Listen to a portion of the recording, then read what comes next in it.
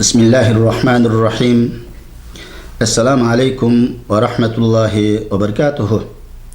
Hürmetli qarindaşlar, Din ve Hayat namlıq söhbet programımızga diqqətinizə mergininglarni qızğın qarşı alamiz. Programımızın bugünkü bölümündə sekularizm haqqında toxtalamiz. Programımızdaki aziz mehmani Ustaz Siraj Najim buludu. Siraj Najim endi bu biz sekularizm hakkında bugün programımızda bunu tanıdık. Bunu tanışımızdaki sebeplerinin biri endi bu görermenlerimizge uçuklaşımız lazım.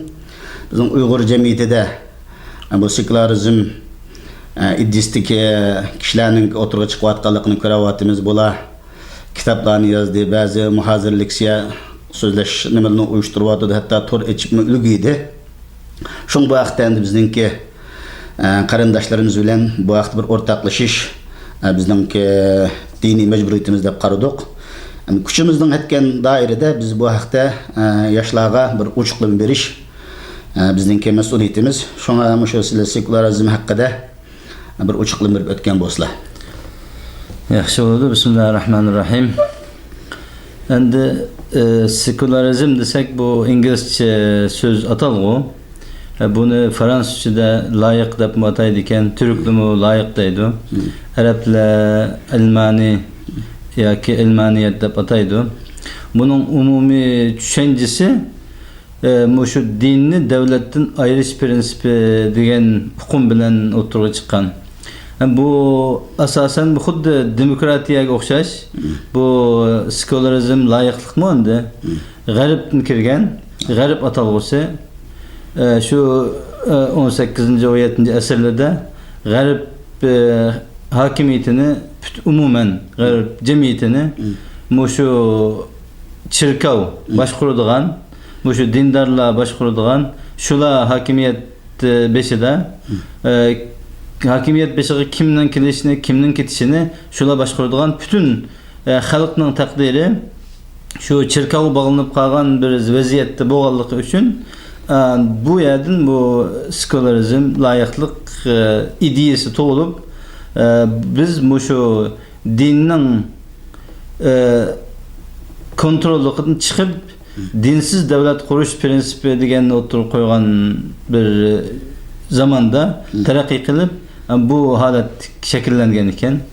Bu asta zamanning o'tishi bilan bu bizning musulmonlarga yamrab kelib bu eqim Müslümanların içidimi, üzülü ben Müslüman deydiğen, lekin bir taraftan bu dinli devletin ayrış prensipini tutumen, men layık, men sekularizm prensipi de deydiğanlar köp oturuğa çıkan hazırki İslam devletleri de atıldığan köp devletlerimi üzünün asası prensipini şundak layık dinli devletin ayırgan bir prensip bilen hüküm sürüydüğün, hakimiyet kuruyduğun bir devlet yaşayımızdaydı. Hatta Türkiye mi üzerimiz bu layık devletteydi. Ameliyette bu layıklık, bu sekularizm İslam'ın hakiki ruhu zıt.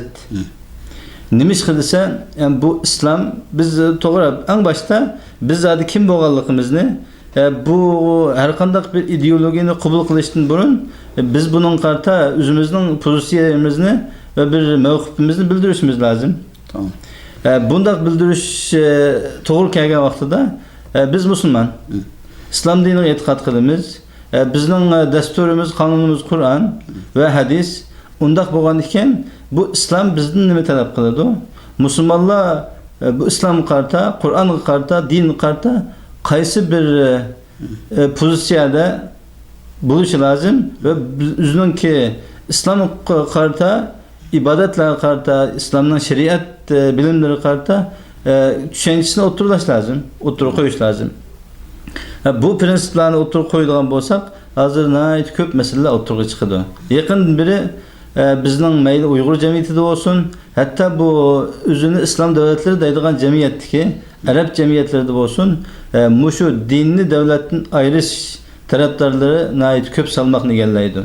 Valen ki bunun manası men İslam'ını yaktırmayma. Men bir dinin hakiki bir İslam'ın qoida prinsiplari shariat qonuni bo'yicha yashamayman, islomni yoqtirmayman deganlik bo'ladi. Ammo endi o'zi musulmonlar orasida yashagan, musulmon jamiyatda yashagan yoki bir musulmonning oilasida tug'ilgan, ammo o'z haqiqiy o'zining qalbida islomga bo'lgan bir qiziqishi yoki bo'lmasa o'zini bir mukammal men musulmon deb atanmaydigan insonlarning shunday o'tirib chiqargan bir fikr endi bu.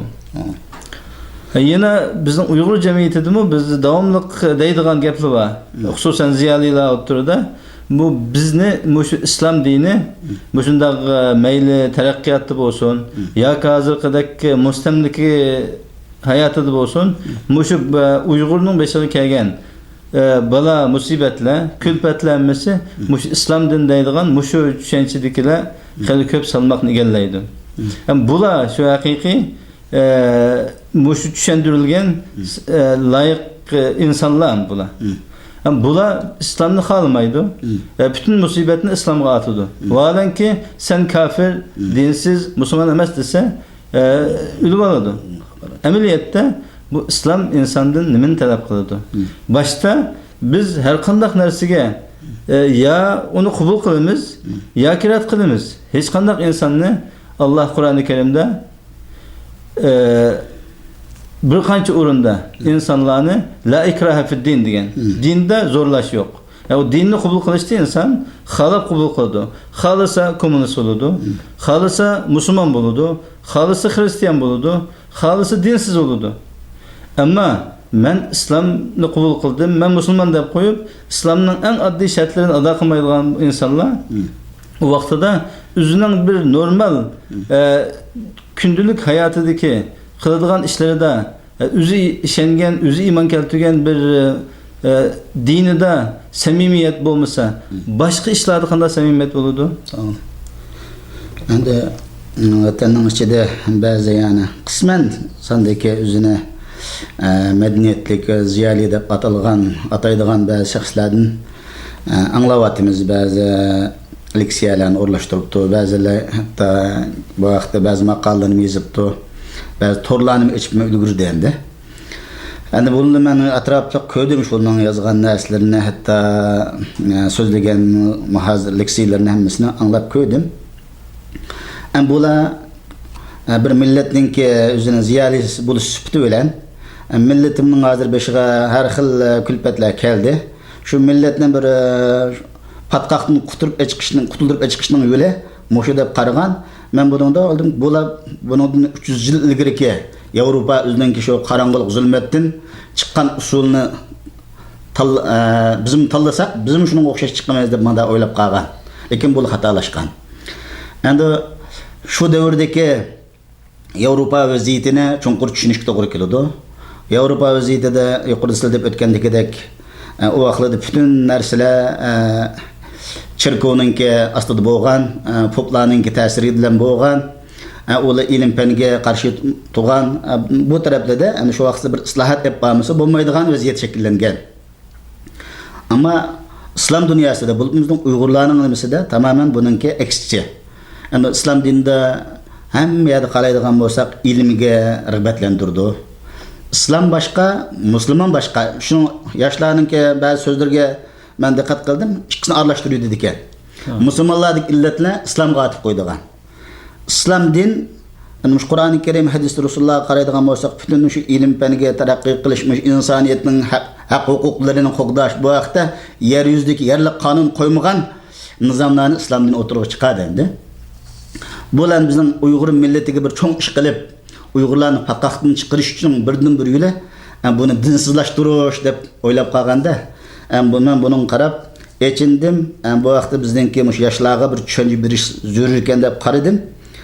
Endi bizningki Uyg'urlarning ichidagi bu sekularizm nimasiningki qisman sonda tarqalib o'tibdi yoshlarning ichida. Bu albatta cho'ng bir nimani egallab ketmaydi inshaalloh.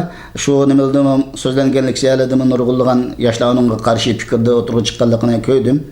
Endi shunga bizning bu yoshlarga bu vaqtda bir tushuncha berishimiz zarur ekan dedim. Endi bu Uyg'urlarda sizlarcha shu sekularizm aqimi bir çoğ ta'sirlarni qo'zg'ash orqali bu Uyg'urlarni dinsizlantirishga ep baramdi, buning yo'llari haqida bir tushuncha bergan bo'lsizlar. Hozir Uyg'ur jamiyatida endi tarixdan bir xususan shu yaqinqi 60 yil mobaynida Uyg'urlarning haqiqiy turda o'zining qaysi bir jamiyatda, qaysi bir tuzumda, qaysi bir vaziyatda yashashni tanlash imkoniyati yo'q. O erkinlik yok. Ondan erkinlik bo'lmagan ekan, bu biz ma yo'lni tanlaymiz, ma yo'lni tanlamaymiz diyemeydi. Hazır onunla faqatlam şu belgilengen bir prensip, belgilengen bir hayatı yaşaş mecbur.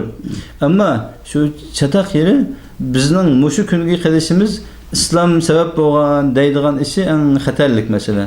Valanki hakikaten deydigan bo'lsak, biz milletni bir millet süpütüde saklap kalgan bizning dinimiz, İslam dini.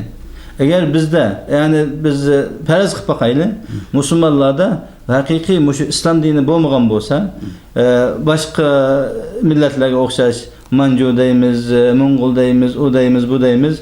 Bu milletler elbette çoğun bir milletçilik ekimi şu bir devletin asimilasyon siyasetinde irip tükep gidetti. Halanki hazır mı andi? Nayt köp Hristiyanlıklar bo'lgan biz milletni muşu dinimizden yandırış için.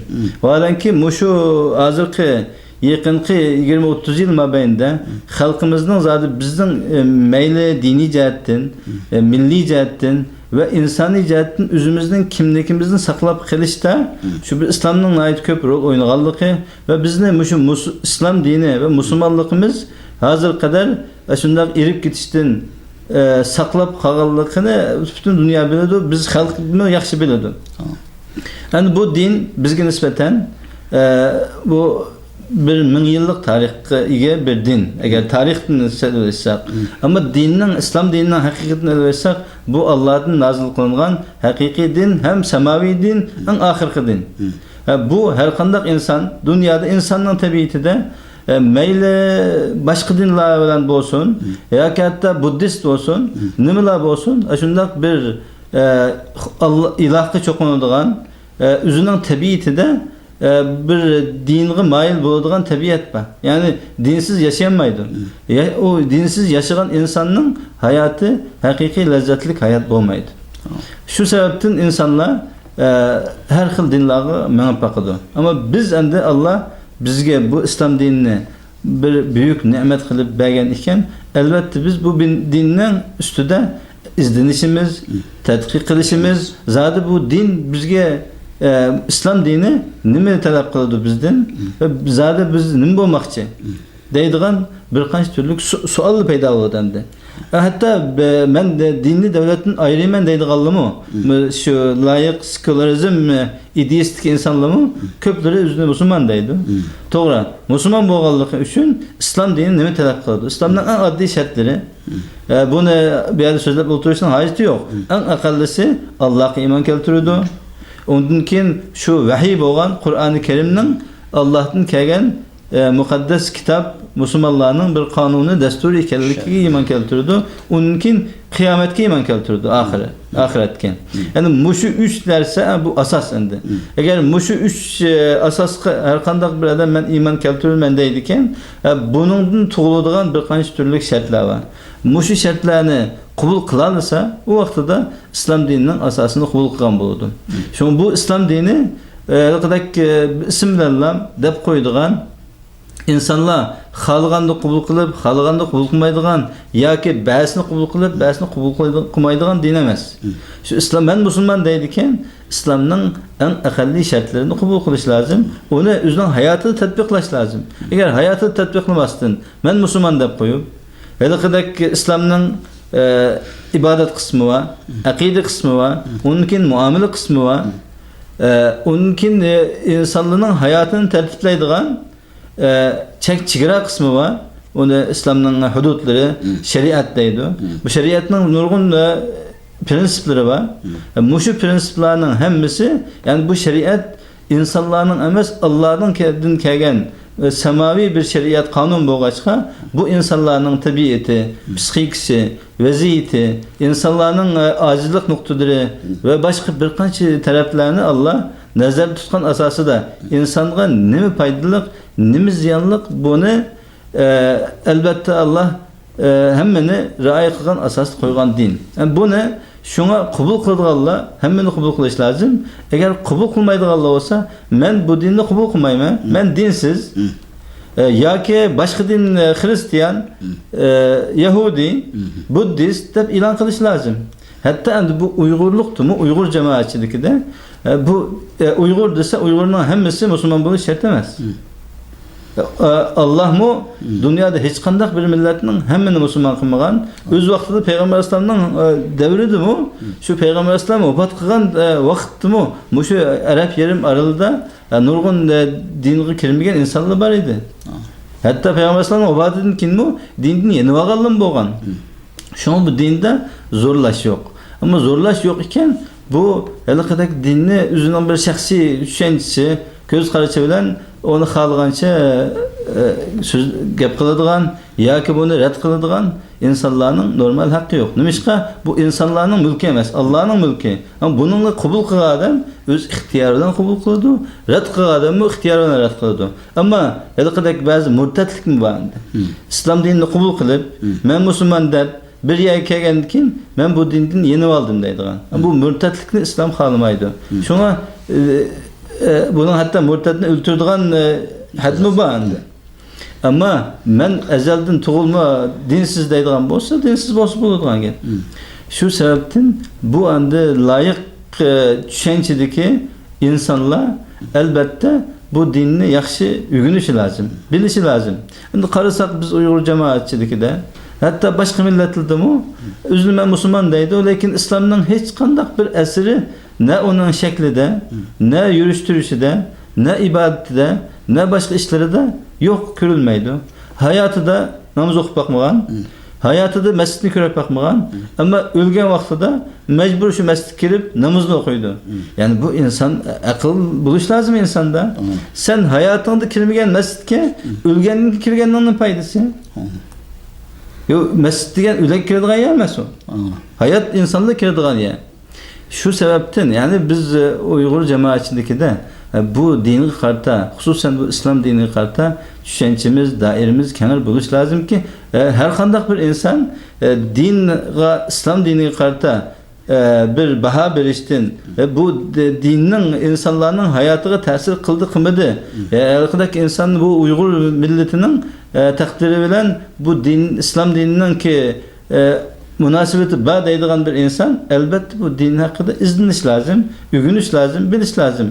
Hemini bilip, öğrenip bulup onun için hidayet Allah'ın kulunda. Eğer yine o çağda hidayet yapmışsa o vakitte elbette yerim Müslüman bu din bizden hayatımızı kirisip olmaydı. Bizden kanunumuzu kirisip olmaydı. Turmuşumuzu biz dinin yarak kılımız. Ya ki bu din mescitte, normal bir örfü adette, ibadet kısımları da 5 vakit namazın başka işleri aralış hakkı yok. Elbette bu komünist hakimiyeti mi önde? Dinini İslam dininin insanların turmuşuna aralış hakkı yok deydi. Valenki asası kanunu da dinle işenişme erkinlik, işenmeslik mi erkinlik de prensibi var.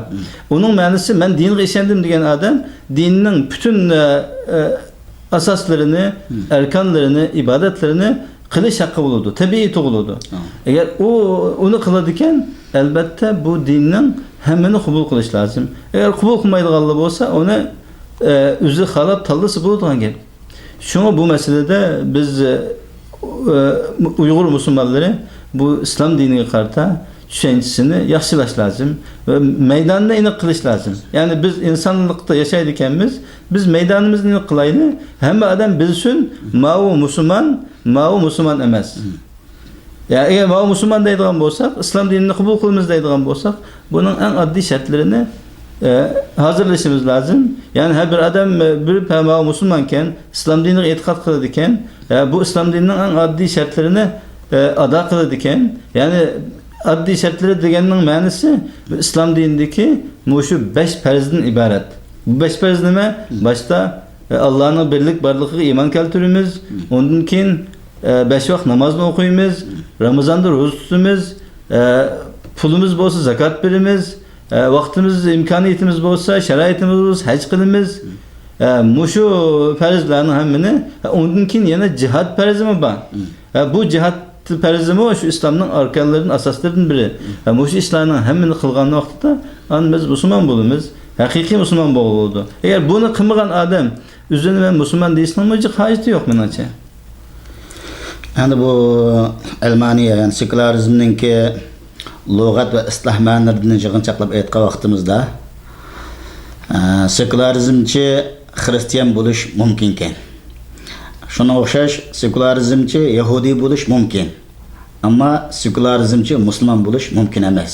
Qandayki buni doktor Yusuf Qardavining so'zida o xristianlarnikida masalan haftada bir qatim cherkovga o'chirib qo'ysa, yilda bir qatim İsa alayhisolamning tug'ilgan kunini xotirlab qo'ysa, andan keyin shaxsiy ibodatlarini xalqqa vaqt qilsa, buning almaniylik bilan, ya'ni sekülerizmlik bilan bu xristianlikning qudrati zidlik yo'q.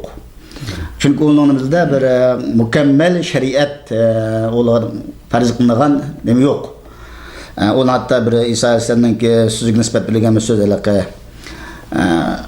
Allah üçün bo'lgan narsa Allohga, Qaysar üçün bo'lgan narsa Qaysarga. Ya'ni din o'zining yo'lida ayrilmangadi, nima hokimiyatning o'zining yo'lida ayrilmangadi degan tushuncha. Almaniyatning kelib chiqish da'vosi shu endi dinni davlatni araymiz deb.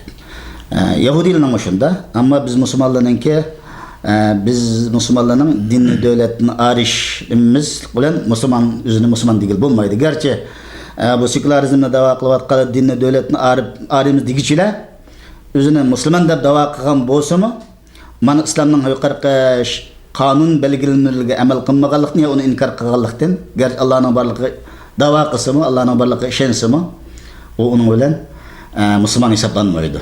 Shunga endi bu shu sekülerizmchilarning ba'zanlari biz hozir bir bilim davrida yashayapmiz. Din davrida emas. Bu din qadimgi zamonning o'tmishning urf-odatlari edi deb shunday tushunadi. Bu endi faqat aql degan narsa bo'lmaganlikdan kelib chiqqan masala. Valanki islom dini Qur'on tushgan vahiy nozil bo'lgandan boshlab birinchi qatim Qur'onda tushgan oyat o'qu. O o'qu deganning ma'nosi o'qu, bilim o'rgan. Shu bilim olish uchun o'qish lozim. O'qimagan odam bilim egallayolmaydi. Undan keyin Qur'oni Karimda nayt ko'p oyatlarda insonlar aqlni ishlatishga, dunyoning qurilmasida tafakkur qilishga, koinot ustida tafakkur qilishga, yaratgan Allohning ne'matlaridan foydalanishga, ya'ni biz bu dunyoni insanlar üçün yaratgan insanların faydası üçün yaratganligi, osmondan tümürni tushganligi, hozir bütün taraqqiyotda texnikalar shu tümür orqali bo'layotdi. Hammasi Qur'oni Karimda bu insonlarni bilimga chaqirgan, axloqqa chaqirgan, bir insoncha qonun tuzum ichida yashashga chaqirgan.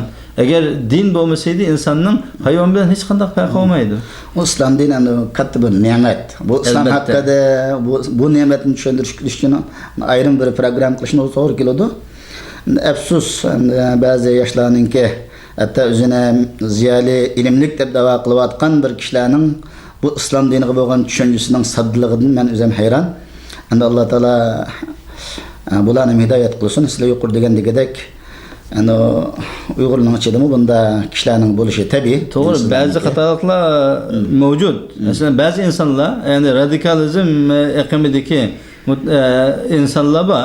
Bu haqidagi xuddi hammadan shu menlam yashasam bu dunyoda boshqalarning yashash haqqi yo'q. Mening to'g'ri, boshqalar hammasi xato deydi.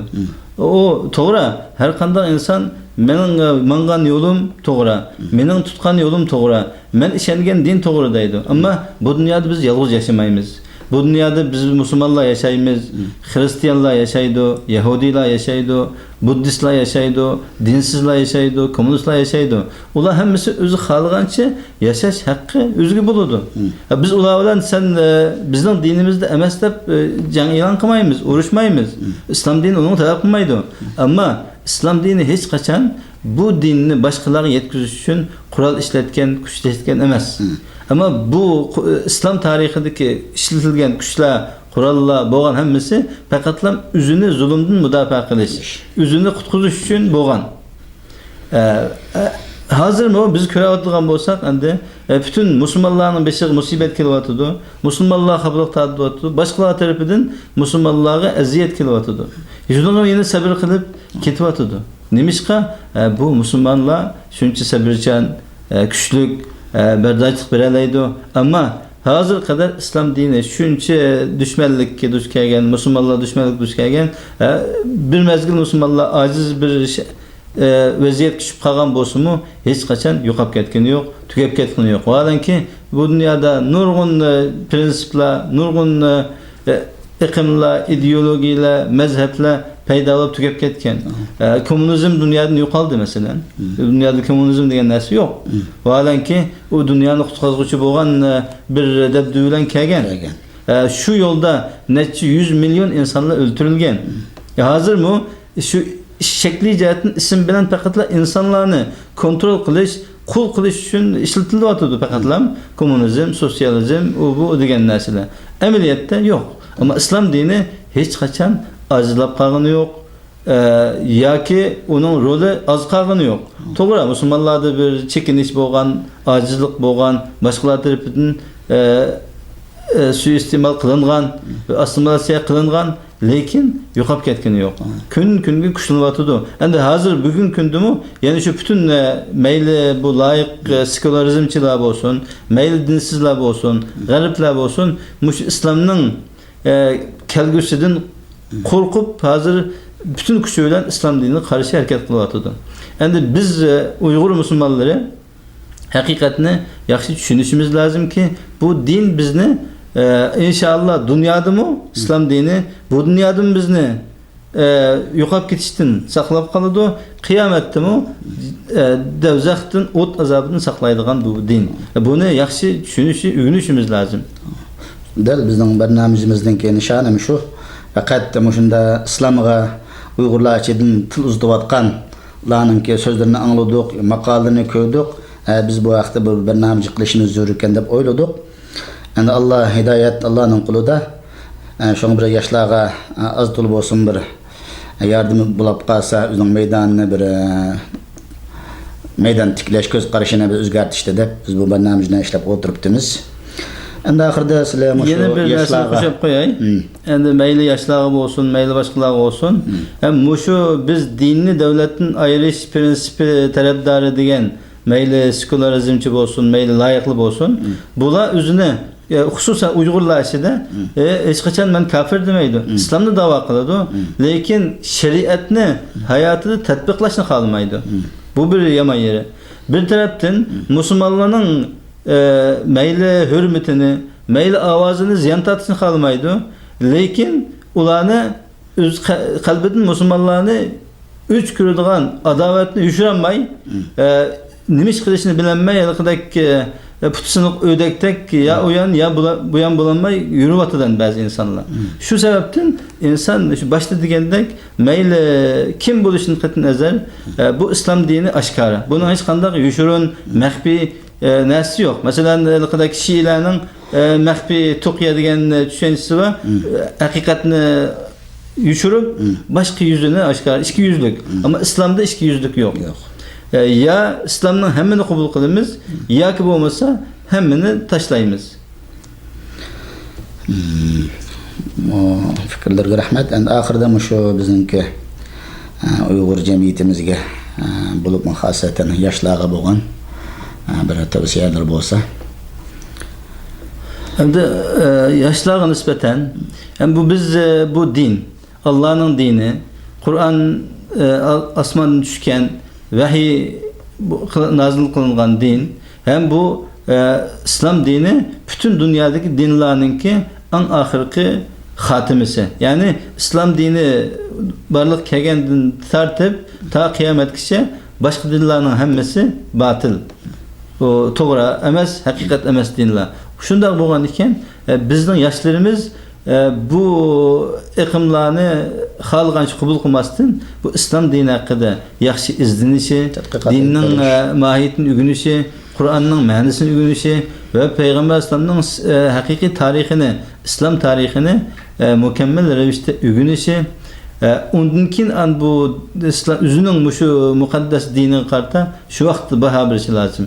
Ammo islomning haqiqatini tushungan har qanday bir Uyg'ur albatta bu dinni qabul qilib o'zining hayotida tatbiqlamay turolmaydi. Agar uni qilmaydi ekan, u vaqtida bu islomni yaxshi tushunmagan bo'ladi yoki bo'lmasa islomga qarta uning maydoni aniq bo'lmagan bo'ladi. Shu sababdan yoshlar, qarindoshlarimiz xususan vatandagilar bo'lsin, chet eldagilar bo'lsin, Yevropadagilar bo'lsin, bu shu muqaddas din to'g'riliq yaxshiroq izlanishi, bilishi, tushunishi, undan keyin o'zi xohlagan yo'lni tanlashini tavsiya qilaman. Rahmat. Hörmətli qarindoshlar, programmamizni bu yerda oxirlashtiramiz. Programmamizga diqqatinglarni berganinglarga rahmatimizni bildiramiz. Programmamizni suratga elish, to'liq qo'yish xizmatini qilib kelayotgan qarindoshimiz Adiljonga minnatdorligimizni bildiramiz. Har biringlar bilan bu yerda xo'shlashamiz. Assalomu alaykum va rahmatullohi va barakatuh.